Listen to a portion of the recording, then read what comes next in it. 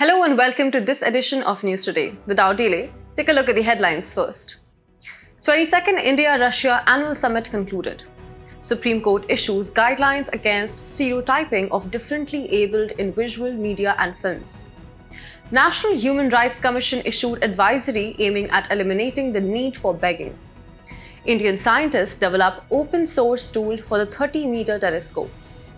A home-era Moidams recommended for inclusion in UNESCO World Heritage List. ICOMOS launches World Heritage Transhumance initiative to highlight the heritage value of transhumance cultural landscapes. Before we begin, we would like to take a moment to correct an error made in one of our news report on 9 July 2024. In the news titled, High-Intensity Wildfire Reported in Arctic for Third Time in 5 Years, says European Union's Copernicus, the statement said, the slowing polar jet stream, which normally circulates air between the mid and northern latitudes, has become stagnant. The correct statement is that the warming has instead slowed down the polar jet stream responsible for circulating air between the mid and northern latitudes. In our very first news, the 22nd India-Russia Annual Summit marked a pivotal moment in the long-standing friendship between India and Russia. Held in the historic city of Moscow, the summit brought forth prominent outcomes that promised to shape the future of both nations. With a shared vision of growth and prosperity, the Prime Minister of India and the President of Russia co-chaired the summit, unveiling a series of ambitious goals and initiatives. A joint statement was released after the summit. Let's grasp on the news better by acknowledging the major outcomes. Setting a target of $100 billion in bilateral trade by 2030, both nations are committed to strengthening their economic partnership. The summit emphasized promoting bilateral settlements using national currencies and expanding cooperation in the nuclear, oil, and petrochemical sectors. Enhanced transport and connectivity will see increased cargo turnover, facilitated by key projects such as the North-South International Transport Corridor, the Northern Sea Route, and the Chennai-Vladivostok Eastern Maritime Corridor. Recognizing the need for a more representative global governance, both leaders called for comprehensive reform of the United Nations Security Council to reflect contemporary global realities. On the international front, the summit underscored the importance of peaceful resolution of the conflict in Ukraine and demanded swift finalization of the Comprehensive Convention on International Terrorism within the UN framework. Also, it emphasized implementation of the UNGA and the UNSC resolutions on countering terrorism and violent extremism. Military cooperation received a significant boost, with agreements to encourage joint manufacturing in India of Russian-origin defense equipment under the Make in India program. Wrapping up, in a related development, Prime Minister of India awarded Russia's highest civilian honor, the Order of Saint Andrew the Apostle. The award was announced in 2019 for exceptional services in promoting special and privileged strategic partnership between Russia and India and friendly relations between the Russian and Indian peoples. Established in 1698, it is awarded for the most outstanding civilian or military merit. In conclusion, the 22nd India-Russian Annual Summit not only celebrated past achievements but also laid a robust foundation for future collaborations. Together, India and Russia continue to stride forward as strategic partners, united by shared goals and mutual respect. Ahead in the news, in a landmark decision, the Supreme Court has issued guidelines against the stereotyping of differently abled individuals in visual media and films. The court observed that such stereotyping perpetuates discrimination and inequality, emphasizing the need for more accurate and respectful representations. Stereotyping involves specific beliefs or assumptions about individuals based solely on their membership in a group, irrespective of their individual characteristics. To combat this, the court has laid out key guidelines for the Central Board of Film Certification and the visual media industry. Firstly, the CBFC must seek the opinion of experts on disability before certifying films for screening, adhering to the principle of nothing about us without us to ensure inclusivity. Visual media should strive to depict diverse realities of persons with disabilities, showcasing their challenges, successes, talents, and contributions to society. Furthermore, films and visual media content must aim for accurate representation of medical conditions as much as possible. According to the 2011 census, persons with disabilities constitute 2.21% of India's total population, with 56% being males and 44% females. The majority, 69%, reside in rural areas. Despite their significant presence, PWDs face major challenges in India. Limited accessibility to public spaces, transportation, and buildings restrict their mobility. Stereotypes hinder their opportunities for social integration, perpetuating a cycle of exclusion and isolation. Inaccessible workplaces, lack of accommodations, and a shortage of trained educators limit their employment opportunities. To empower PWDs, India has undertaken several initiatives. The National Policy for Persons with Disabilities was introduced in 2006, followed by the Rights of Persons with Disabilities Act 2016 to give effect to the United Nations Convention on the Rights of Persons with Disabilities. The Accessible India campaign aims to eliminate obstacles and barriers to indoor and outdoor facilities. Additionally, there are draft guidelines for accessibility standards in the public exhibition of feature films in cinema theatres for persons with hearing and visual impairments. In conclusion, the Supreme Court's guidelines mark a significant step towards fostering an inclusive and respectful portrayal of differently abled individuals in visual media and films. Moving ahead, in a significant move, the National Human Rights Commission has issued an advisory aimed at eliminating the need for begging. The advisory for the protection and rehabilitation of impoverished, uneducated children, women, and differently abled individuals engaged in begging identifies 8 key areas for action by the centre, state governments, and union territory administrations. As per the 2011 census, there were more than 413,000 beggars and vagrants in India. This highlights the urgency of addressing the issue comprehensively. Let's delve into the key action areas proposed by the NHRC. Firstly, the advisory calls for the survey, identification, mapping, and preparation of a data bank to build a national database. Rehabilitation of individuals engaged in begging through shelter homes, education, and necessary assistance is also emphasized. In terms of healthcare, the advisory suggests the provision of mental health care, de-addiction services, and general healthcare services in shelter homes. Education is another critical area with a focus on early childhood care under Article 45 and free and compulsory education under Article 21A. The NHRC also stresses the need for drafting a national policy for the protection and rehabilitation of individuals involved in begging and decriminalizing begging itself. Collaboration with NGOs, civil society organizations, the private sector, and charitable trusts for skill training programs is encouraged to facilitate this process.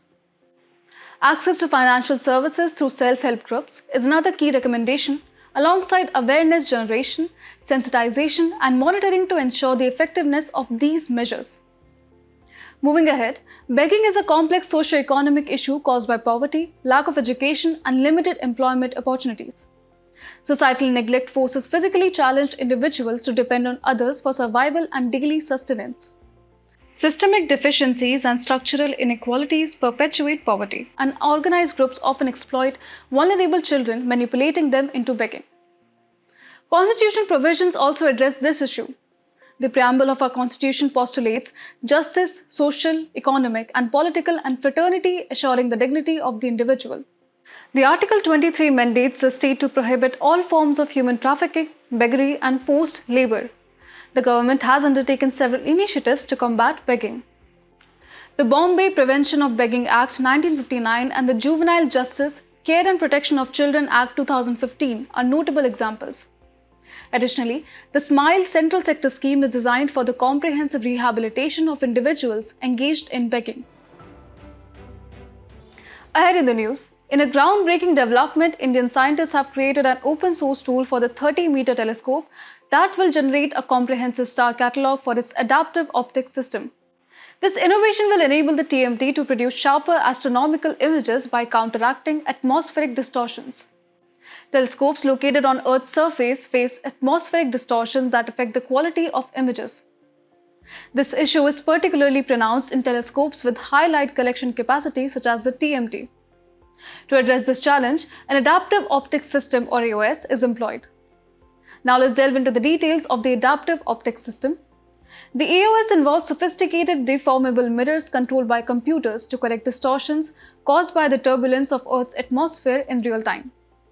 To achieve this, it requires a fairly bright reference star close to the object under study to measure the blurring that needs correction. The EOS on the TMT, also known as the Narrow Field Infrared Adaptive Optics System, will be enhanced by a laser guide star facility. The system will require feedback from 3 real stars known as natural guide stars to function effectively. Moving on to ground-based astronomy, this field involves large telescopes located on Earth's surface, employing sophisticated optics to capture and analyze celestial objects. Unlike space-based telescopes, ground-based telescopes are cost-effective and easier to maintain. Some of the extremely large telescopes currently under development include the 30-meter telescope, the Giant Magellan Telescope, and the European Southern Observatory.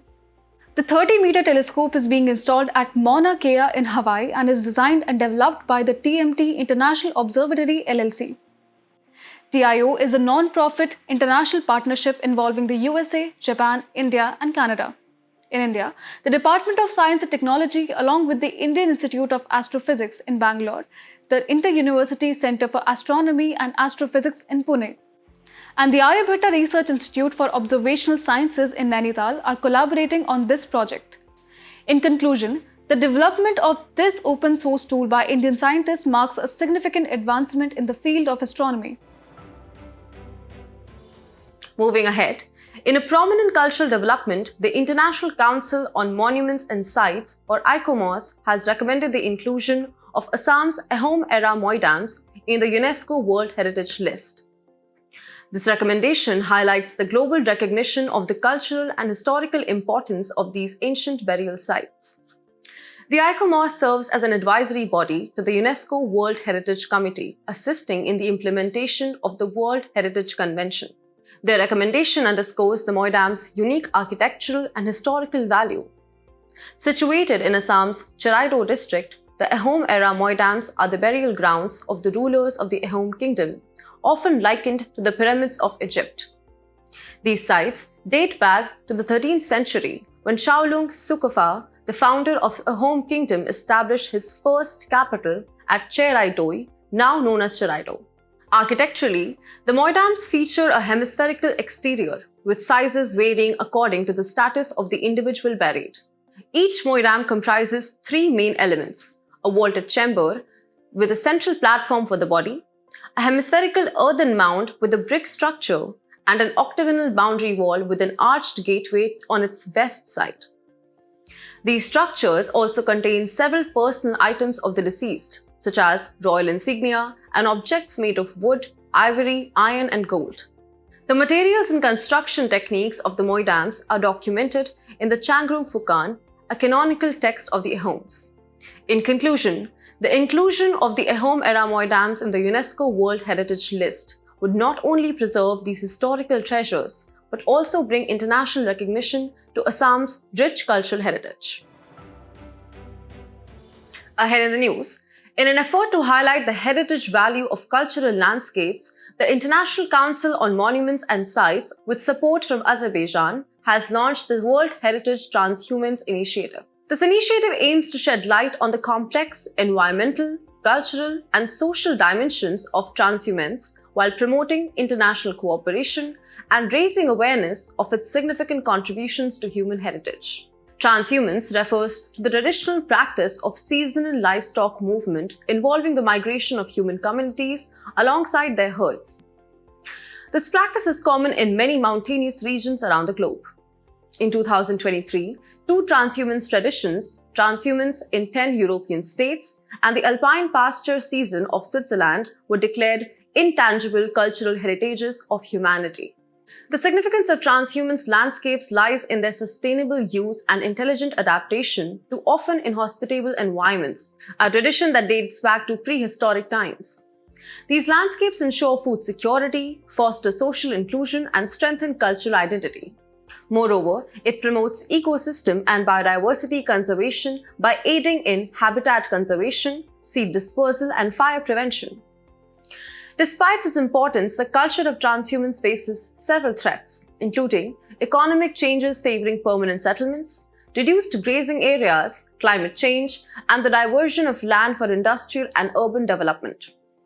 In India, transhumance is prevalent in the Himalayas, with nomadic tribes such as the Gujars, Bakarwals, Gaddis, and Changpas rearing sheep and goats. During summer, animals are moved to subalpine and alpine pastures, while in winter, they are grazed on adjoining plains. This practice is also found in the plains of Rajasthan, Madhya Pradesh, Tamil Nadu, Gujarat, and Uttar Pradesh. In conclusion, the World Heritage Transhumance Initiative by ICOMOS marks a significant step towards recognizing and preserving the rich cultural landscapes of transhumance, ensuring that this age-old practice continues to thrive and contribute to our shared human heritage. As we conclude today's main news, let's take a look at some quick updates. RBI released Financial Inclusion Index for March 2024. The value of the index for March 2024 stands at 64.2 vis-a-vis 60.1 in March 2023. It is a comprehensive index incorporating details of banking, investments, insurance, postal as well as the pension sector. The 25th Prime Minister's Science, Technology and Innovation Advisory Council meeting was held. Constituted in 2018, it serves as an overarching council to assess the status of various science and technology-related matters and advise the Prime Minister accordingly. New IVF procedure called mitochondrial donation offers a cure to mito. Mitochondria is the powerhouse of the cells producing 90% of the energy needed to sustain life. Mito is an inherited metabolic condition caused by genetic mutation in the DNA. Central Consumer Protection Authority directs an online travel platform to refund booking amounts to consumers affected by a COVID-19 lockdown. CCPA is a statutory body established in 2020 under Section 10 of the Consumer Protection Act 2019. Ministry of Rural Development organized webinar to boost jute craft-based livelihoods. Jute is a kharif crop and grows well on alluvial soil. India is the largest producer of raw jute and jute goods and stands at second place as an exporter after Bangladesh. Fago Halakatti, renowned for his role in revitalizing Vachana literature, was remembered on his birth anniversary. That which is spoken is the literal meaning of the term Vachanas. It is a type of Kannada rhythmic composition which originated in the 11th century. Research indicates that the carbonate compensation depth is expanding. It is defined as the water depth at which the rate of supply of calcium carbonate from the surface is equal to the rate of dissolution. Ministry of Coal is taking proactive measures for disposal and repurposing of fly ash generated by thermal power plants. Fly ash is a byproduct from burning pulverized coal in thermal power generating plants. Recently, Pakistan completed the long-awaited bridge at Kartarpur Corridor Zero Line. The corridor links Gurudwara Darbar Sahib in Pakistan with the Dera Baba Nanak Shrine in Gurdaspur district in India's Punjab state. Study by National Center for Biological Sciences revealed disruption in genetic connectivity of two large herbivores, gaur and sambar, due to change in land use patterns and roads in central Indian landscape.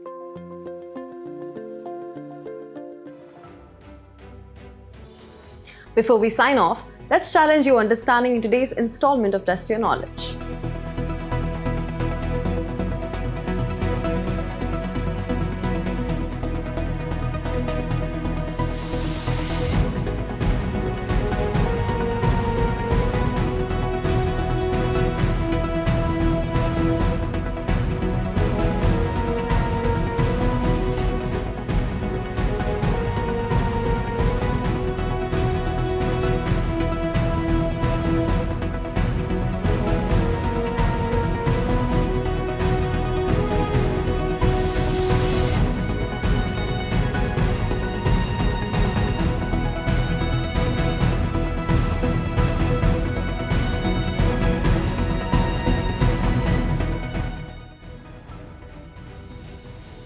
We appreciate your company. We hope you found this episode of News Today engaging. For the solutions to the quiz and for the PDF version, visit the links in the description below.